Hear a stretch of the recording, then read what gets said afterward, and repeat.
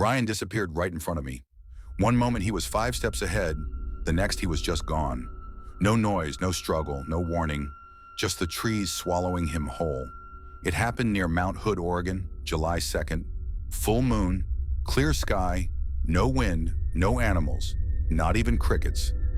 Just that silence that presses into your chest like something's watching. We weren't drunk, we weren't high, we weren't lost. We were just three friends doing a night hike like we'd done 100 times before, but that night the woods felt wrong, like they didn't want us there. Ryan veered off the trail to take a piss.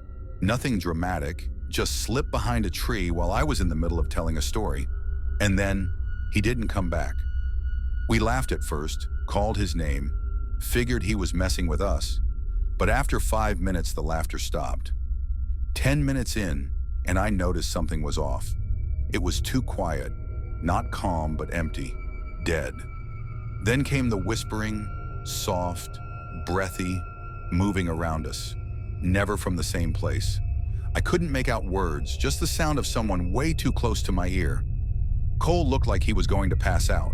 We kept spinning our flashlights around, calling for Ryan. That's when we saw his jacket, hanging from a branch, 6 feet up, clean and dry like it had just been washed. But he was wearing it when he vanished. That's when we ran. We didn't follow the trail, we just ran. Everything looked the same. Trees repeating, the path twisting back on itself like we were stuck in a loop. I kept catching movement in the corners of my light, shadows that shifted too fast. We hit a ridge I thought I recognized, but nothing looked right. Then the footsteps started, heavy, slow, always matching our pace. They stopped when we stopped, started again when we moved. We turned toward the sound. Nothing, just fog and trees. Then in the distance, a tall figure standing still.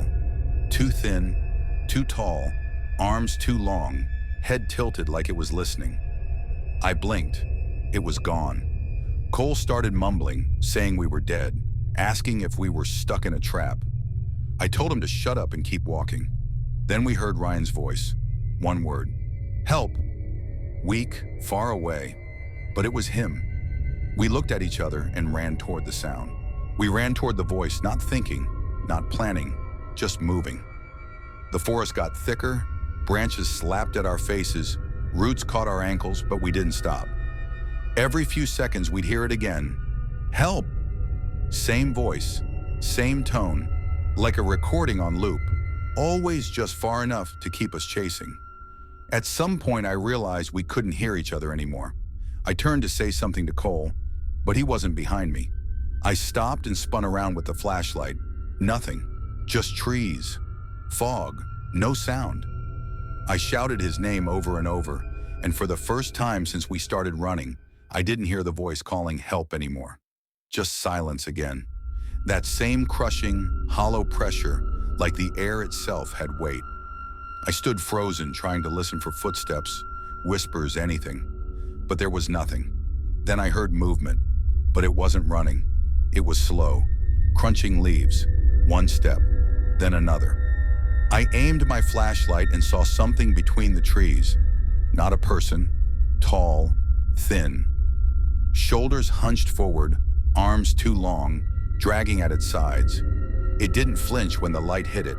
It just stood there, watching me. I backed away slowly, trying not to breathe too loud, but it took a step forward, then another.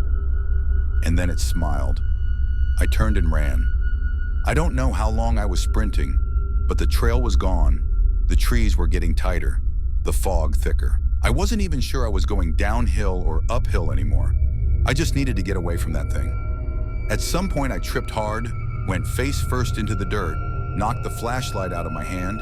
It flickered once, then went black. Total darkness. I didn't even try to grab it. I just laid there, frozen, breathing through my teeth so I wouldn't make noise.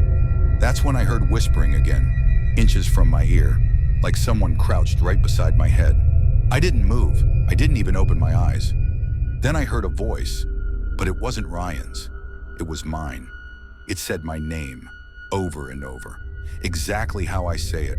Same tone, same rhythm. Like it had studied me. I scrambled up and ran blind through the trees, slamming into trunks, tearing through branches until I saw a light in the distance. I didn't think, I just sprinted toward it. It was a ranger station, empty, but the lights were on. I slammed the door shut behind me, locked it, and collapsed against the wall.